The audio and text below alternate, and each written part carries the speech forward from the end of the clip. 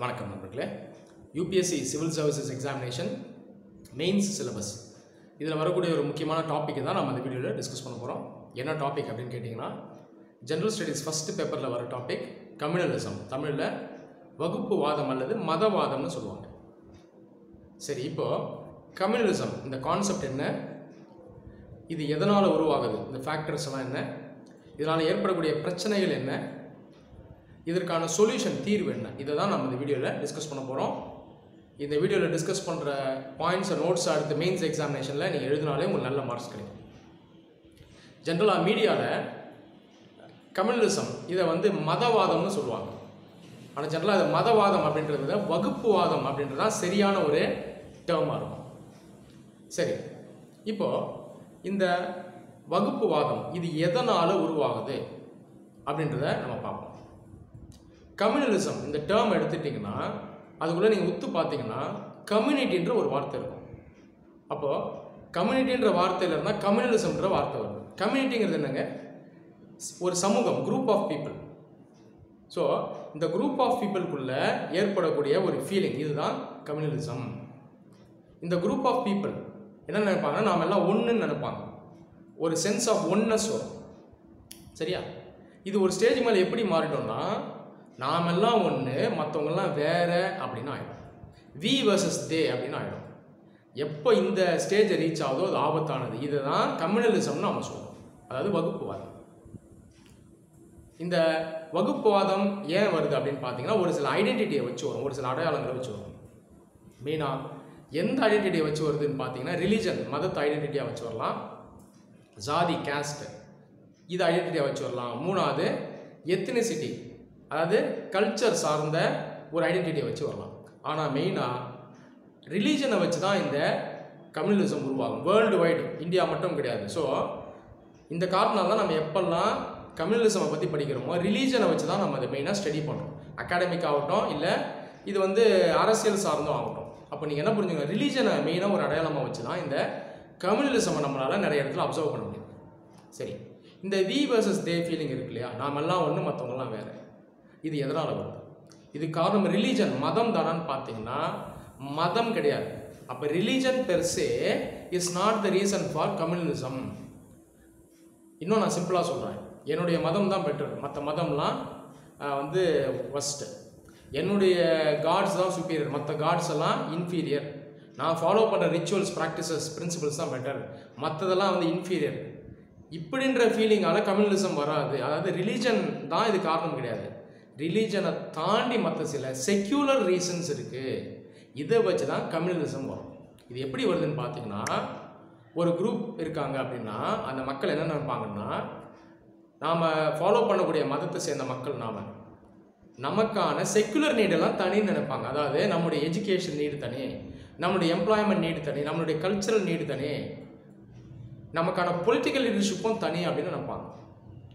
இப்படி ஒரு ஃபீலிங் வரும்போது தான் கம்யூனலிசம் வரும். அப்போ இதுதான் நீங்கள் புரிஞ்சுக்கணும், செக்யூலர் ஃபேக்டர்ஸ்னால கம்யூனலிசம் வருது. ஆனால் மேலே அடையாளம், ஐடென்டிட்டி, மேற்போர்வு என்னவாக இருக்கும்னு பார்த்தீங்கன்னா ரிலீஜனாக இருக்கும், மதமாக இருக்கும். சரி, கம்யூனலிசம் இந்தியாவில் எப்போ உருவாச்சு அப்படின்னு பார்த்தீங்கன்னா, பிரிட்டிஷ் பீரியட்லேருந்து நம்மளால் இதை ட்ரேஸ் பண்ண முடியும். அதுக்கு முன்னாடி முகல் எம்பரர்ஸ் இருந்தாங்க. முகல் எம்பரர்ஸ் எல்லாமே இஸ்லாம் ரிலீஜனை ஃபாலோ பண்ணாலும் டைரெக்டாக இவங்க இஸ்லாம் ரிலீஜனை வச்சு மக்களை டிஸ்கிரிமினேட் பண்ணல. இஸ்லாம் ரிலீஜனை பொலிட்டிக்கல் பர்பஸ்க்காக, எக்கனாமிக் பர்பஸ்க்காக யூஸ் பண்ணாங்களே தவிர டைரெக்டாக ரிலீஜனை வச்சு டிஸ்கிரிமினேட் பண்ணல. அதனால் கம்யூனலிசம் நம்ம மெயினாக முகல் பீரியட்லேருந்து நம்மளால் ட்ரேஸ் பண்ண முடியாது. எப்போ ட்ரேஸ் பண்ணோம்னா பிரிட்டிஷ் பீரியட்ல இருந்தால் நம்மளால் இதை ஆரிஜின் இருக்குது. ஸோ நம்ம ஆரிஜினை ட்ரேஸ் பண்ணுற பீரியட் எப்போன்னு பார்த்தீங்கன்னா பிரிட்டிஷ் பீரியட். பிரிட்டிஷ் ஏன் இந்த கம்யூனலிசம் உருவாக்குனாங்க அப்படின்னு நம்ம பார்த்தோம்னா, மக்கள் எல்லாம் அந்த காலத்தில் ஒன்றா இருந்தாங்க, ஹிந்து முஸ்லிம்ஸ். ஸோ ரெண்டு பேர் தான் இந்தியாவில் அப்போது மெயின் குரூப்ஸாக இருந்தாங்க, எல்லாம் அண்ணன் தம்பிகளாக இருந்தாங்க. அப்போது அந்த பிரிட்டிஷ் பார்த்தாங்க இவங்கள பிரிக்கணும், அப்போ டிவைட் அண்ட் ரூல் அப்படின்ற பாலிசி கொண்டு வந்தாங்க. டேரெக்டாக மக்கள்கிட்ட போய் நீ ஹிந்து அவன் முஸ்லீம் ரெண்டு பேரும் அடிச்சிங்கன்னா அடிச்சிக்க மாட்டாங்க இல்லையா. அப்போ ஒரு பிளான் பண்ணாங்க. என்ன பிளான் அப்படின்னா, உன்னுடைய செக்குலர் நீடு தனி, இவனுடைய செக்குலர் நீடு தனி அப்படின்ற ஒரு பிம்பம், ஒரு மாயையை அவங்க எடுத்துகிட்டு வந்தாங்க. அப்போ என்ன சொன்னாங்கன்னா, நீ ஹிந்துவாக இருக்கியா, உன்னோட எஜுகேஷன் நீடு தனி, உன்னுடைய லாங்குவேஜ் நீடு தனி, உன்னுடைய கல்ச்சர் தனி, உன்னுடைய பொலிட்டிக்கல் லீடர்ஷிப்பும் தனி அப்படின்னு சொன்னாங்க. இதே தான் முஸ்லீம்ஸ் கிட்டையும் சொன்னாங்க. ஃபஸ்ட்டு ஹிந்து லீடர்ஸை அப்பீஸ் பண்ணாங்க. மெயினாக 1858 முன்னாடிலாம் ஹிந்து லீடர்ஸை அப்பீஸ் பண்ணாங்க. 1858க்கு அப்புறம் முஸ்லீம் லீடர்ஸை அப்பீஸ் பண்ண ஆரம்பித்தாங்க. உதாரணத்துக்கு சையத் அகமது கான் இவங்கள மாதிரி ஆட்களை அப்பீஸ் பண்ண ஆரம்பித்தாங்க. அப்போ என்ன பண்ணுறாங்கன்னா ரிலீஜனை ஒரு ஃபேக்டராக வச்சு பாலிடிக்ஸ் பண்ண ஆரம்பித்தாங்க இந்தியாவில். இதுதான் அல்டிமேட்டாக பார்ட்டிஷனில் கொண்டு போய் விட்டுருச்சு. ஒரு நாடே இந்தியாவில் செப்பரேட்டாக டிவைட் ஆகி போயிடுச்சு. அப்போ இதுதான் நீங்கள் புரிஞ்சுக்கணும். கம்யூனலிசம் எதனால் உருவாகுது? டேரெக்டாக ரிலீஜனை வச்சு உருவாகலை. ரிலீஜன் கீழே இருக்கக்கூடிய செக்யூலர் ஃபேக்டர்ஸ், இந்த அண்டர்லைன் ஃபேக்டர்ஸ் வச்சு தான் கம்யூனலிசம் அப்படின்றது உருவாச்சு. ஸோ முகமது அலி ஜின்னா அவரும் என்ன சொன்னார்னா முஸ்லீம்ஸ்க்கான செக்யூலர் நீட்லாம் தனின்னு சொன்னார். நமக்கான லீடர்ஷிப் தனி, நமக்கான எஜுகேஷன் நீடு, எம்ப்ளாய்மெண்ட் நீடு எல்லாமே தனின்னு சொன்னார். ஸோ அந்த மாதிரி ஒரு மாயை உருவாக்கி தான் ஒரு நாடே செப்பரேட்டாக போயிடுச்சு. ஸோ இதுதான் நீங்கள் அண்டர்ஸ்டாண்ட் பண்ணணும். Secular factors R the reason for communalism. சரியா? சரி, இப்போது கம்யூனலிசம் ஏற்படக்கூடிய அந்த மெயின் ரீசன் நம்ம பார்த்துட்டோம். எது பேஸ் அப்படின்றத நம்ம பார்த்துட்டோம். சரி, இப்போது ஸ்பெசிஃபிக் ரீசன்ஸ்னால கம்யூனலிசம் உருவாகும். இது என்னன்றதை நம்ம பார்க்கலாம். ஃபஸ்ட்டு ரீசன், ஒரு நாட்டுக்குள்ளே டைவர்சிட்டி அதிகமாக இருக்குன்னா அதே கம்யூனலிசம்க்கு ஒரு ரீசனாக போயிடும். இந்தியா எடுத்துட்டிங்கன்னா இந்தியாவுக்குள்ளே நிறைய ரிலீஜனை ஃபாலோ பண்ணக்கூடிய மக்கள் இருக்காங்க. அப்போ நேச்சுரலாக இந்தியாவுக்குள்ளே ரிலீஜியஸ் டைவர்சிட்டி அதிகம். அப்போ டைவர்சிட்டி அதிகம் இருக்கிறதே ஒரு ஃபேக்டர் ஆகிடும். உதாரணத்துக்கு அமெரிக்கா எடுத்துக்கலாம். இங்கேயும் நிறைய ரிலீஜனை சேர்ந்த மக்கள் இருக்காங்க. கிறிஸ்டியன்ஸ் இருக்காங்க, முஸ்லீம்ஸ் இருக்காங்க, ஹிந்துஸ் இருக்காங்க, சீக்ஸ் இருக்காங்க, சைனீஸ் இருக்காங்க. ஸோ இங்கேயும் நிறைய பேர் இருக்காங்க. அவங்க ஃபாலோ பண்ணுற ரிலீஜன்லாம் தனி. ஆனாலும் இந்தியா போன்ற நாடுகளில் மட்டும் ஏன் நம்மளால் கம்யூனலிசமை பார்க்க முடியுது அப்படின்னா இதுக்கு ஒரு காரணம் இருக்குது. இதுதான் செகண்ட் ரீசன். இது காரணம் எக்கனாமிக் பேக்வர்ட்னஸ். அமெரிக்காலே நிறைய ரிலீஜன் இருக்குல்ல, அங்கே ஏன் நம்மளால் கம்யூனலிசமை பார்க்க முடியல, ஆனால் இந்தியாவில் பார்க்க முடியுது? India poor country, developing country. இங்கே எப்பயுமே பற்றாக்குறை இருக்கும், காம்படிஷன் இருக்கும். அப்போ இருக்கிற ரிசோர்ஸஸை எல்லாரும் டிமாண்ட் பண்ணுவாங்க. அப்போ எப்படி டிமாண்ட் பண்ண முடியும்? ரிலீஜனை ஒரு ஐடென்டிட்டியாக காட்டி டிமாண்ட் பண்ணுவாங்க. இதனால தான் மெயினாக இந்தியா போன்ற நாடுகளில் கம்யூனலிசமை நம்ம பார்க்க முடியுது. பங்களாதேஷில் பார்க்க முடியுது, மியான்மாரில் பார்க்க முடியுது, ஆனால் அமெரிக்காவில் பார்க்க முடியல, ஃப்ரான்ஸில் பார்க்க முடியல, ஜெர்மனியில் பார்க்க முடியல, பிரிட்டனில் பார்க்க முடியல. அந்த அளவுக்கு பார்க்க முடியல. இருக்கும், கொஞ்சம் இருக்கும், நெக்லிஜிபிளாக இருக்கும். இதுதான் நீங்கள் புரிஞ்சுக்கணும். அப்போ second factor, very important factor, economic backwardness. சரியா? தேர்ட் ஃபேக்டர் என்ன அப்படின்னு பார்த்தீங்கன்னா அவங்களுடைய ரிலீஜனுக்கு த்ரெட் வருது, ஒரு அபாயம் இருக்குது அப்படின்னு இந்த மக்கள் நினைப்பாங்க. அதாவது ஸ்டேட், அதாவது அரசு எங்களுடைய ரிலீஜியஸ் ப்ராக்டிசஸை ஃபாலோ பண்ணக்கூடாதுன்னு ரெஸ்ட்ரிக்ஷன் கொண்டு வராங்க, எங்களுடைய கல்ச்சரே அச்சுறுத்துறாங்க அப்படின்ற ஒரு பயம் வந்துடும், ஒரு அச்சுறுத்தல் வந்துடும். இந்த மாதிரி இடத்துலையும் எது உருவாகும்? கம்யூனலிசம் உருவாகும். அப்போ இவங்கெல்லாம் என்ன சொல்லுவாங்கன்னா நம்மலாம் தனி, மற்றவங்கெல்லாம் தனி, நம்மளாம் செப்பரேட்டாக தான் இருக்கணும், ஏன்னா ஸ்டேட்டே நம்மளை அச்சுறுத்துது, நம்மளுடைய ரிலீஜியஸ் ப்ராக்டிஸை ஃபாலோ பண்ணக்கூடாதுன்னு சொல்லுது அப்படின்னு சொல்லி இந்த நேரத்துலையும் பார்த்தீங்கன்னா கம்யூனலிசம் உருவாகும். இது இல்லாமல் நாலாவது ரீசன், ரொம்ப ரொம்ப முக்கியமான ரீசன் என்ன அப்படின்னு பார்த்தீங்கன்னா இதில் பேக்வர்ட்னஸ் இருக்காது, அச்சுறுத்தலும் இருக்காது. ஆனால் இந்த இடத்துல பாலிட்டிக்ஸ்க்காக ரிலீஜனை யூஸ் பண்ணுவாங்க.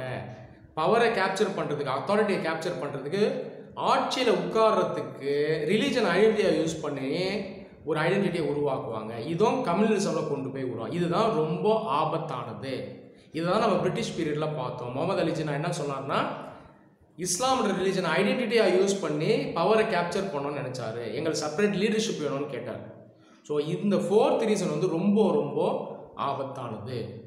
ஸோ மெயினாக இந்த ரீசன்ஸ்னால தான் கம்யூனலிசம் உருவாகும். நான் சொன்னது போல் ஃபோர்த் ரீசன், பவரை கேப்சர் பண்ணணும், ரூல் பண்ணணும் அப்படின்ற ஒரு நோக்கத்தினால இது பல இடங்களில் உருவாகும். இந்தியா மட்டும் இல்லை, பல நாடுகளில் இந்த ஒரு ரீசன் தான் நீங்கள் ஒத்து கவனிச்சிங்கன்னா மெயின் ரீசனாக இருக்கும். சரி, கம்யூனலிசம்னால பிரச்சனைகள் என்னென்னு பார்த்தீங்கன்னா பல பிரச்சனைகள். ஒரு நாட்டினுடைய யூனிட்டி இல்லாமல் போயிடும், மக்களுக்குள்ள சண்டை ஏற்படும். ரொம்ப எக்ஸ்ட்ரீமாக பார்த்தீங்கன்னா கம்யூனல் ரயட்டில் போய் விட்டுரும். இந்த மாதிரி எக்ஸ்ட்ரீம்ஸில் கூட இது போய் முடியும். ஸோ இந்த மாதிரி ப்ராப்ளம்ஸ் ஏற்படும். ஸோ கான்ஸ்டியூஷன் செக்யூலரிசம்னு சொன்னாலும் ப்ராக்டிக்கலாக பார்த்தீங்கன்னா செக்யூலரிசம் இருக்காது. ஸோ இதெல்லாமே கம்யூனலிசம்னால ஏற்படக்கூடிய பிரச்சனைகள், ஆபத்துகள். கம்யூனலிசம்க்கு எது சொல்யூஷனாக இருக்கும் அப்படின்னு பார்த்தீங்கன்னா மெயினாக பேக்வர்ட்னஸ் தான் ஒரு ப்ராப்ளம் நம்ம பார்த்தோம். அப்போ இங்கே எது சொல்யூஷனாக இருக்கும்னா டெவலப்மெண்ட்டை கொண்டு வரணும், வளர்ச்சியை கொண்டு வரணும். வளர்ச்சியை கொண்டு வந்ததுனால மக்களுக்குள்ள காம்படிஷன் இருக்காது, எல்லாருக்கும் எல்லாம் அப்படின்ற நிலை இருக்கும். அதனால தான் அமெரிக்காவில் நம்மளால் கம்யூனிசமாக பார்க்க முடியுதில்ல, ஆனால் இந்தியாவில் பார்க்குறோம். அங்கே ஏன் அப்படின்னு பார்த்தீங்கன்னா எல்லாருக்கும் எல்லாம் இருக்குது ஆல்மோஸ்ட். அப்போ அங்கே அந்த காம்படிஷன் இருக்காது. யாரும் மதத்தை காட்டி எனக்கு இது அது தான் சொல்ல மாட்டாங்க. ஆனால் இந்தியாவில் சொல்கிறாங்க. காரணம் என்ன? காம்படிஷன். அப்போ இதுக்கு நம்ம மெயினாக டெவலப்மெண்ட்டை கொண்டு வரணும். இந்தியாவுக்குள்ளே பார்த்தீங்கன்னா நிறைய ஸ்டேட்ஸ் இருக்குது. உதாரணத்துக்கு கேரளா வந்து டெவலப்டு. அங்கே கம்யூனிசம் அந்தளவுக்கு பார்க்க முடியாது, நெக்லிஜிபிளாக இருக்கும். தமிழ்நாட்டிலே அந்தளவுக்கு இருக்காது, ஏன்னா அதெல்லாம் டெவலப்டு ஸ்டேட்ஸு. உத்தரப்பிரதேசில் அதிகமாக கம்யூனிசம் இருக்கும். காரணம் என்னென்னா அங்கே பற்றாக்குறை அதிகம், பேக்வேர்ட் ஸ்டேட்டு. அப்போ ரிலீஜன் ஐடென்டிட்டியாக யூஸ் பண்ணி பாலிடிக்ஸ் பண்ணுவாங்க. இதுதான் நீங்கள் புரிஞ்சுக்கணும். அப்போ டெவலப்மெண்ட் தான் இதுக்கு மெயினான தீர்வு. இது இல்லாமல் ஒரு சில இடத்துல ரிலீஜன் ஐடென்டிட்டியை எடுத்துகிட்டு பாலிடிக்ஸ் பண்ணவங்க அப்படின்னு நான் சொன்னேன் இல்லையா, அத்தாரிட்டி கேப்சர் பண்ணுறதுக்கு ஒரு சில பேர் நினைப்பாங்க. இந்த இடத்துல ஸ்டேட் அப்பாரட்டஸ் வந்து ரூத்லெஸ்ஸாக இருக்கும், அயன் ஹேண்டோட ஹேண்டில் பண்ணணும். கான்ஸ்டியூஷன் என்ன சொல்லுது? இந்தியன் கான்ஸ்டியூஷன் இந்தியா செக்யுலர் கண்ட்ரின்னு சொல்லுது. ஆனாலும் ஒரு சில பேர் ரிலீஜனை கையில் எடுத்துகிட்டு பாலிடிக்ஸ் பண்ணுறாங்க, மக்களுக்குள்ள பிளவை ஏற்படுத்துகிறாங்க, இந்தியாவுடைய யூனிட்டியை வந்து பாதகம் ஏற்படுத்துகிற அளவுக்கு செயல்படுறாங்கன்னா அந்த இடத்துல ரூத்லெஸ்ஸாக ஹேண்டில் பண்ணணும். இந்த மாதிரி பாலிடிக்ஸ் பண்ணுறதுக்கு நம்ம வந்து விட்டுறக்கூடாது. இப்போ ரிலீஜன் இருக்குன்னா